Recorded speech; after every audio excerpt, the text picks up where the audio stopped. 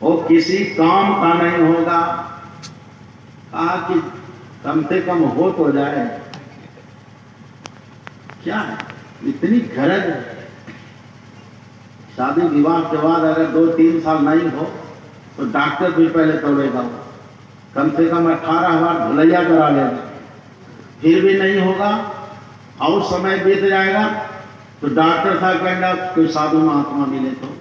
नहीं, साधु महात्मा कोई जड़ी बूटी को अरे सब तुम्हारा खून खींच लिया, तुम्हारा धन खींच लिया, आप साधु महात्मा क्या करें? कोई बात नहीं, परमात्मा ने साधु संतों को अपना प्रतिनिधि बना दिया, अपनी ताकत दे दी है, अपना स्वरूप दे दिया। साधु संतों के मुखारविंद से भगवान अपनी बात को जन समाज में रखते।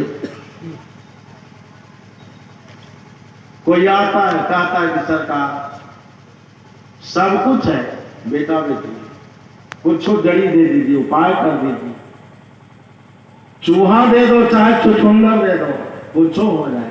लोग ऐसा नहीं कहें कि नहीं हुआ। ये दोनों घातक है। खूब बढ़िया अगर भोजन मिलेगा, बासमती का भात और अरहर का दाल, खूब बढ़िया मिलेगा बिरयानी, खूब बढ़िया सोना की थाली में खाने के लिए माए बाप बैठेंगे, अब कोई छुछुंदर अगर छू देगा तो खाने लायक है, दुर्गंध पैदा होने। अब चूहो घातक है। खूब बढ़िया साड़ी पहनो बनारस वालों, वो चूहा काटिए देगा, किंतु उसे लगता है कि मैं बांझ ना रहूं, कैसा भी हो। ऐसा थोड़े। संतान को धर्माचारी होनी चाहिए, सदाचारी होनी चाहिए, धर्म परायण होना चाहिए, किंतु आत्मदेव सोचते कुछ भी हो जाए। एक फल तो दिया, अपनी औरत को खिला देना, वो गर्भ धारण करेगी, समय से पुत्र की प्राप्ति हो जाएगी। किया तो दिया तो, किंतु उसकी स्त्री फल नहीं खाती। उसको डर था कि महात्मा का प्रसाद है, महात्मा का वचन है, ये फल मैं खा लूंगी, गर्भवती हो जाऊंगी तो क्या होगा? गर्भ अगर बीच में टेढ़ा हो गया तो और समस्या होगी। अगर चलना फिरना बंद हो जाएगा तो हमारी ननद रानी जो है ना, सब माल टाल ढो करके लेकर चले। अगर गर्भ पेट में अटक गया तो मैं मरिए जाऊंगी। गर्भवती स्त्री को बहुत कष्ट है, दुख है, इसलिए छल पूर्वक बेटा पैदा करती। अपनी बहन के पुत्र को लाकर ऐलान करती है कि बेटा हो गया। अपने पति को धोखा देती। जो नारी अपने पति को धोखा देती है वो किस लोक में सुख को प्राप्त कर सकती? उसे कतई शांति नहीं मिलती। धुंधली घर गृहस्थी वाली थी, किंतु बहुत झगड़ालो कृपण विचार वाली, अपनी बात को रखने वाली, पति की आज्ञा को ठुकराने वाली, और छल पूर्वक जो पुत्र पाया वो धुंधुकारी के नाम से प्रसिद्ध हुआ। और वो फल को छल पूर्वक गाय को खिला दिया गया। 3 महीने बाद जो बच्चा पैदा हुआ, गाय के गर्भ से गाय के कान के आकार के बच्चा पैदा हुआ, उसका नाम गोकर्ण रखा। गोकर्ण पंडितो ज्ञानी धुंधुकारी महाखन। जैसा संस्कार होगा वैसी आपकी परंपरा चलेगी।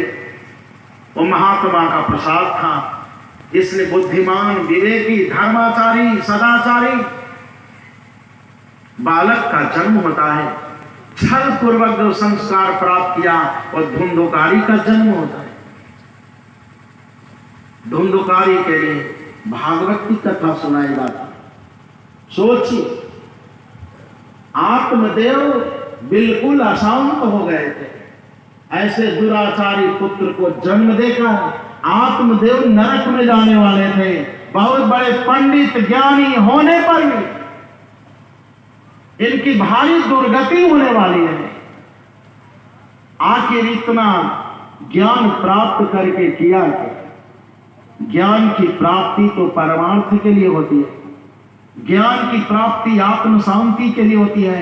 ज्ञान होने पर भी अगर शांति ना मिले तो समझो चावल की भूसी कूटने वाले को जो फल मिलता है वही फल मिलता है ज्ञान प्राप्त करने वाले को।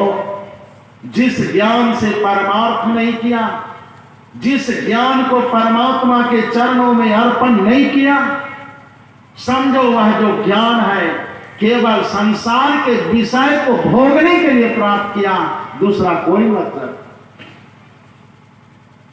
यही कारण है जब दुख होने लगा आत्मदेव को, आत्मदेव बहुत रोते हैं, बहुत शोकातुर होकर, बहुत दुख दर्द में उनका समय गुजर रहा। इसलिए गोकर्ण जी अपने पिता को उपदेश में कहते हैं, पिताजी मत रो, किसी ने तुमको कष्ट नहीं दिया। ऐसा मत समझिए कि अगल बगल में पड़ोस ने कष्ट दे दिया।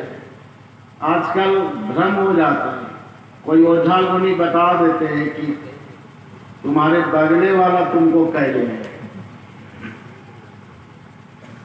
और वो ओझा एक और बोझा बांध देगा। अब भिड़ो उसके साथ है, अपने से भिड़ो, अपने से झगड़ा करके कोई पार पाया है क्या संसार में? अपने से भिड़ो। अरे ठाकुर जी से भिड़ोगे तो कुछ प्राप्ति भी होगी, अपने से भिड़ोगे तो क्या मिलेगा? अशांति के अलावे। गोकर्ण जी ने कहा कि पिताजी ध्यान पूर्वक सुने, देहे स्थीमांस रुधिरे अभिमतिं त्यजत्वं जाया सुतादिषु सदा ममतां विमुञ्चन् पश्यानिशं जगदिदं क्षणभङ्गनिष्ठं वैराग्यरागरसिको भव भक्तिनिष्ठः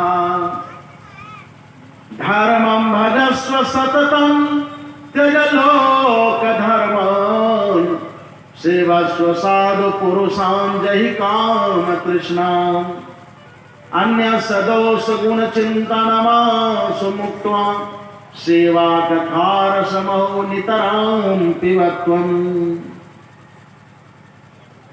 यह शरीर हाड़ मांस का एक पिंडी मानो, नस से बंधा हुआ है। ये हड्डियां ही पीलर का काम कर रही है। 7 प्रकार की धातुएं इसी शरीर में है, अस्थि मज्जा खून इत्यादि, और त्वचा से यह मढ़ दिया गया। देखने में लग रहा है बहुत बढ़िया है, अच्छा, किंतु इसके अंदर दुर्गंध का भंडार है। अगर कोई बैलेंस है शरीर में तो मल मूत्र का भंडार और दूसरा कुछ नहीं। इसी शरीर के लिए आपने सब कुछ कर दिया पिताजी, इसलिए आप त्याग करो अभी भी, और भगवान श्री कृष्ण के चरणों में सदा के लिए समर्पित हो जाओ। उपदेश क्या है?